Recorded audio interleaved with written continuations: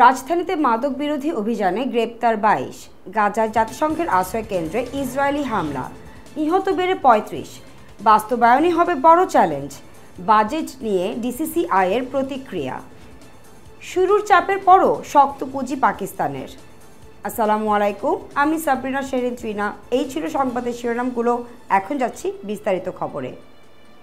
রাজধানীতে মাদক বিরোধী অভিযানে ২২ জনকে গ্রেপ্তার করেছে ঢাকা মেট্রোপলিটন পুলিশ ডিএমপি।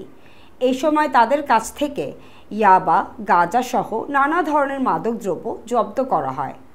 রাজধানীর বিভিন্ন থানা এলাকায় অভিযান চালিয়ে তাদের গ্রেপ্তার করা হয়।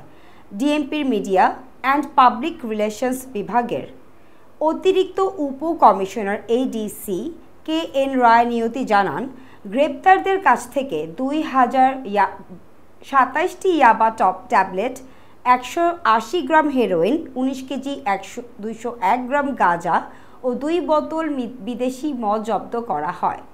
তাদের বিরুদ্ধে ডিএমপির থানায় মাদকদ্রব্য নিয়ন্ত্রণ আইনে ১৬টি মামলাও করা হয়েছে বলে তিনি জানান। এবারে আন্তর্জাতিক। জাতিসংঘের একটি স্কুলে বৃহস্পতিবার ইসরায়েল বিমান হামলায় নিহতের সংখ্যা বেড়ে ৩৫ জনে দাঁড়িয়েছে। স্থানীয় কর্মকর্তারা জানায়, মধ্য গাজার দিকে অবস্থিত এই স্কুলে শত শত বাস্তুচ্যুত লোক আশ্রয় নিয়েছিল। তবে ইসরায়েলি সেনাবাহিনীর দাবি, তারা জাতিসংঘের যে স্কুলে হামলা করেছে সেটি হামাসের কম্পাউন্ড হিসেবে গড়ে উঠেছিল।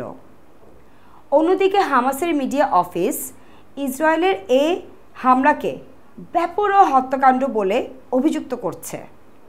আরও দেখুন ডেস্ক রিপোর্টে। এবারে অর্থনীতি।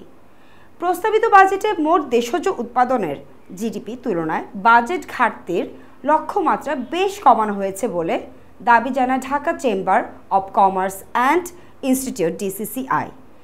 এই ধরনের উদ্যোগ আমাদের সংকোচনমূলক মুদ্রানীতি সহায়ক ও সরাসরি মূল্যস্ফীতি কমাতে সহায়ক হবে বলে মনে করেন তারা।